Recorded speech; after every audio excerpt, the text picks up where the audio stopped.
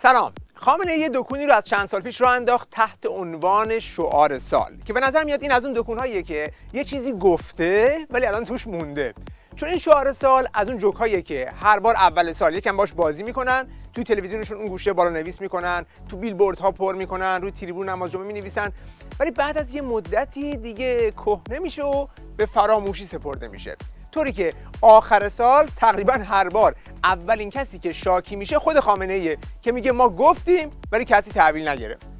اما از اونجایی که بالاخره باید هر سال یه چیزی اعلام کنه، امسال هم این شعار رو اعلام کرد. امسال ما شعارمون عبارت شد از این: تولید، دانش بنیان، اشتغال آفرین. خب از اونجایی که این شعار خیلی حرف جدیدی بود که تا به حال هیچ کس نشنیده بود که تولید میتونه دانش بنیان باشه و اگر هم تولید داشته باشیم شغل ایجاد میشه، این شعار تحول خیلی جدی ایجاد کرد و مسیر اقتصاد ایران با این شعار به کلی عوض شد. به همین دلیل هم استقبال نسبتاً شدیدی از این شعار شد. به طور خاص در فضای مجازی ملت همه جوره از خجالت این شعار در اومدن. ابتدا بعضیا نسبت به ترکیب بندی این شعار ابهاماتی رو طرح کردن. حاج آقا جسارتاً شعار امسال چجوری انتخاب کردین؟ چطور مگه؟ خیلی ضایع است. قاعدتاً اول دانش بنیانه، بعد اشتغال آفرینی جمعی، بعد تولید موفق و مستمر دیگه. بله، خیلی به این ایراد گرفتن که قاعدتاً اول باید تو زمینه علم و دانش تحقیقات انجام بشه، بعد بشه یک تولیدی ایجاد کرد که شغل ایجاد کنه و نه برعکس. البته یه سری هم روی این نکته انگشت گذاشتن که خود این بابا اصلا با علم و دانش هیچ میونه ای نداره که الان از این ادعا در میاره. به اون آقاهه که اسم دانش بنیان رو بر روی سال 1401 گذاشته بگید 4 الی 5 خط درباره دانش و دانش بنیان بنویسه. اگه ما بین خط اول و دوم واشر سلسیدن نسوزون، من اسممو میذارم خامنه ای. فقط در مورد ادعای حمایت خامنه ای از دانش یک نگاه داشته باشیم به آمار فرار مغزها و این خبر هم کافیه که از میان 86 مدالدار المپیادی 82 نفر آنها مهاجرت کردند. 2 نفرشون هم که در زندانند. آقای دانش بنیان. کلا این شعار هم به مسخرگی همون شعارهای سال قبل مثل اقتصاد مقاومتیه که دیگه حناش برای مردم رنگی نداره. یه مش مزخرفات برای سرگرمی ارازشه. اقتصاد یک علم مشخص مثل ریاضیاته. جمع 2 با 2 تا ابد 4 است. چه با مقاومت چه بی مقاومت. یعنی اگه کلمه تولید رو ازش بگیرن دیگه نمیتونه حرف بزنه. بعد اگه تو میخواستی دانش بنیان حمایت کنی، این پشتک و معلق ها نیاز نیست. بابا به جای فیلتر کردن و بستن و صیانت، انگشتت رو از روی دکمه فیلترینگ بردار. اگه قصد کمک به تولید دانش بنیان رو دارید، در گام اول یوتیوب رو رفع فیلتر کنید.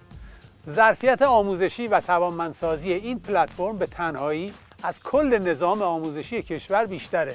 خیلی هم دست خامنه ای رو خوندن و گفتن این ادا ادوارهای دانش و تولید دانش بنیان فقط سرپوشیه واسه اینکه راه رو برای اختلاس و دزدی بیشتر سپاهی‌ها باز کنه. در چارچوب جمهوری اسلامی هیچ چیز به نتیجه نمیرسد مگر اینکه در راستای بقای این جرثومه باشه. دانش بنیان که کشک محض، اغلب دانش بنیان ها با هیئت مدیره سپاهی است. با قرار دادن عنوان دانش بنیان بر روی سال جدید توسط موقت الله، منتظر باشید تا از فردا ارازشه گله گله روی خودشون نام و لقب دکتر و مهندس و مخترع و مفسر علمی بذارن و شرکت‌های فیک دانش بنیان تأسیس کنن تا از مواهب و وام‌های کلان این عرصه برخوردار بشن. اسم رمز چگونگی اختلاسه. میگم شرکت کشتیرانی شمخانی و پسرانم دانش بنیان و کارآفرین حساب میشن. یه عده هم به نمونه‌هایی از همین چاپیدن‌ها توسط عوامل حکومت به اسم دانش بنیان اشاره کردند. هر سال هم به مدت 3 ماه 3-4 تا گروه از مسئولین از استانهای دیگه میان و پوستتو میکنن و تمام کاراتو کپی و میدزدن با این هدف که میخوان دانش بنیانتو تمدید کنن. اغلب نمیکنند. تازه بخشنامه میشه که باید از اینا خرید بشه. بعد اینا هم میرن چین، یک کالای بینام و نشان و بیکیفیت وارد میکنن، بعد برند خودشون رو میچسبونن روش و به قیمت چند برابر به دولت میفروشن. خلاص. حتی به خودشون زحمت نمیدن نرم افزارا رو فارسی کنن. بعضن دیده شده نرم افزارشون به زبان چینیه. کلا برای خیلی از مردم که با گوشت و پوستشون سیاست‌های غارتگرانه اینها رو توی این سالیان لمس کردن، این شعار هم بیشتر معنای معکوس داره. پارسال که سال مانع زدایی بود، تا اونجا که دولت مردا تونستن مانع اضافه کردن. امسال 100% شک نکنید نابودی کامل تولید و دانش بنیان و اشتغال زاییه. کلا هر چی میگه برعکس میشه. شاید گرا میده کجا رو نابود کنن. اما برای خیلی هم این شعار دانش بنیان خامنه‌ای خاطراتی از شاهکارهایی که در این سالیان تحت همین عنوان خلق شده بود رو زنده کرد. تولید، دانش بنیان، اشتغال آفرین. مستعان 110 نامی که تا ابد میشه بهش استناد کرد و همه شعارهای نظام رو باهاش معنی کرد. یک عکس و هزار معنی. فرماندهان سپاه با اون همه قبه و درجه محو تماشای بکارگیری تولید دانش بنیان کرونایاب مستعان 110 شدند. تمام دانش فنی این بخش کاملا ایرانیه. این توضیحات درباره دستگاه تازه اختراع شده شناسایی و اعلام وجود ویروس کرونا در محیط‌های مختلف، دستگاهی کاملا ایرانی که محققان و نخبگان بسیجی کشور اون رو اختراع کردند و امروز با حضور فرمانده کل سپاه رونمایی شد. مشابه دستگاه شناسایی مستعان تا الان در هیچ جای دنیا ساخته نشده. حرکتی نمی‌کنه.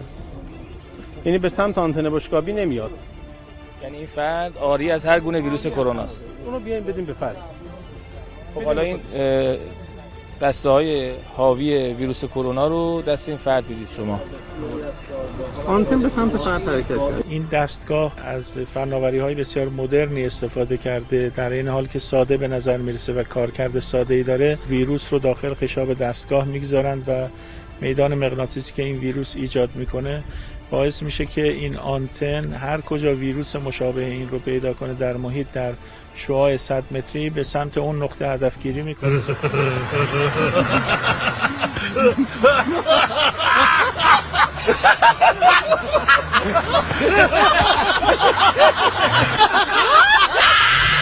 به مناسبت این شعار این عکس هم یک بار دیگه رو اومد. در این عکس چند تا دانش بنیان میتوانید بشمارید؟